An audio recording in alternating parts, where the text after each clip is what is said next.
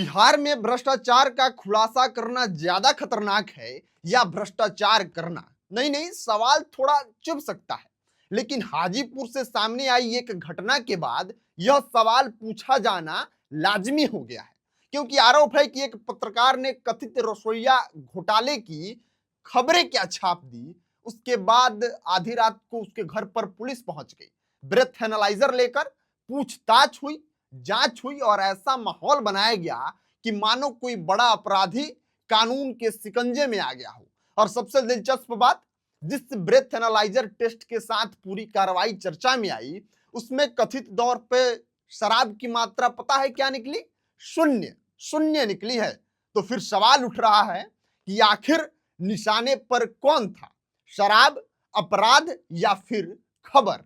और अब यह सवाल इसलिए भी बड़ा हो जाता है क्योंकि कुछ ही दिन पहले इसी वैशाली जिले के पत्रकार प्रिंस यादव को जेल भेजे जाने का मामला भी चर्चा में रहा था।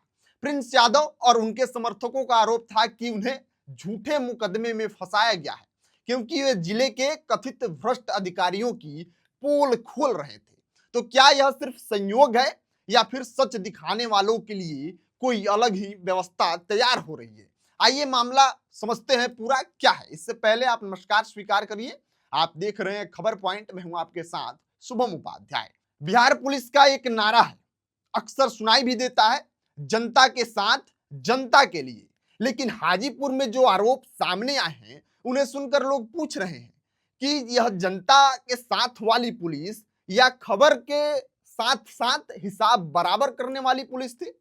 मामला पत्रकार मनीष कुमार सिंह से जुड़ा है। मनीष कुमार सिंह का आरोप है कि उन्होंने वैशाली जिला प्रशासन में कथित रसोइया बहाली घोटाले से जुड़ी खबरें क्या प्रकाशित कर दी। खबरों में सवाल उठाए गए, नियुक्तियों को लेकर जांच की मांग की गई और प्रशासनिक व्यवस्था पर उंगली उठाई गई। लेकिन पत्रकार का दावा है कि इसके बाद अचानक घटनाक्रम बदल गया। आरोप है कि देर रात पुलिस और प्रशासनिक टीम उनके घर पहुंच गई। अब जरा सोचिए, देश में हजारों फरार अपराधी घूम रहे हैं, कई मामलों में पीड़ित थानों में चक्कर काटते रहते हैं, साइबर ठग लोगों के खाते खाली कर रहे हैं, लेकिन यहां पूरी मशीनरी सरकार की जो है एक पत्रकार के दरवाजे पर पहुंच जाती है और फिर सामने आता है एक वीडियो। वीडियो में पत्रकार का ब्रेथ एनालाइजर टेस्ट होता दिखाई देता है। मनीष कुमार सिंह का दावा है कि उन्होंने कभी शराब नहीं पी और जांच में भी कुछ नहीं मिला। अगर यह दावा सही है तो सवाल उठता है कि आखिर उस रात की कार्रवाई का मकसद क्या था? क्या किसी विशेष सूचना के आधार पर कार्रवाई हुई थी? क्या कोई शिकायत थी? क्या कोई कानूनी आधार था? या फिर यह सिर्फ एक संयोग था कि घोटालों की खबरें छापने वाले पत्रकार के घर ही आधी रात को दस्तक देना पड़ा? इन सवालों का जवाब प्रशासन को देना होगा, क्योंकि लोकतंत्र में सवाल पूछना अपराध नहीं होता। पत्रकार का काम ही होता है सवाल पूछना। और जब सवाल पूछने वालों के साथ ही सवाल के घेरे में ला दिया जाए, तब चर्चा सिर्फ एक व्यक्ति की नहीं रहती, पूरी व्यवस्था की होने लगती है। दिलचस्प बात है कि यह पहली बार नहीं हुआ है जब वैशाली जिले में किसी पत्रकार को लेकर बहुत बड़ा विवाद खड़ा हुआ हो। कुछ समय पहले पत्रकार प्रिंस यादव का मामला भी सुर्खियों में रहा था। उन्हें जेल भेजा गया। उस दौरान प्रिंस यादव और उनके समर्थकों का दावा था कि उन पर झूठे मुकदमे लगाए गए क्योंकि वे कथित तौर पर जिले के भ्रष्ट अधिकारियों की खबरें छाप रहे थे और चला रहे थे। बेशक इन दावों की स्वतंत्र पुष्टि होना जरूरी है, कानून अपना काम करता है और हर मामले में तथ्य अलग होते हैं। लेकिन जब एक ही जिले में लगातार पत्रकारों से जुड़े ऐसे विवाद सामने आते हैं तो सवाल उठाना स्वाभाविक है। आखिर ऐसा क्यों कि खबर लिखने वाले को ही बार बार विवादों के केंद्र में दिखाई दे रहे हैं? क्या वैशाली में पत्रकारिता करना इतना आसान नहीं रह गया है? क्या सिर्फ संयोग की लंबी श्रृंखला है?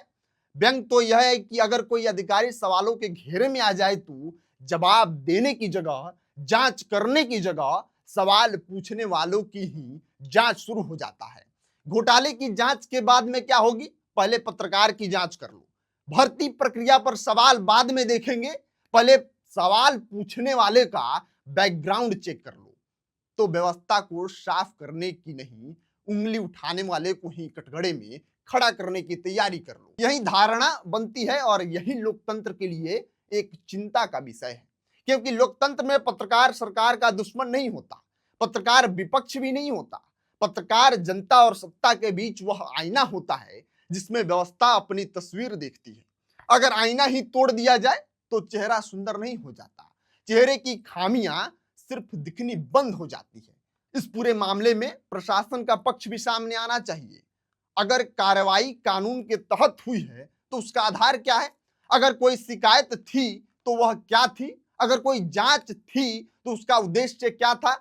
और अगर सब कुछ नियमों के तहत हुआ है तो फिर लोगों के मन में इतने सवाल क्यों पैदा हो रहे हैं? फिलहाल हाजीपुर में उठ रहा सबसे बड़ा सवाल यही है, क्या सचमुच भ्रष्टाचार के खिलाफ खबर लिखना इतना आसान है?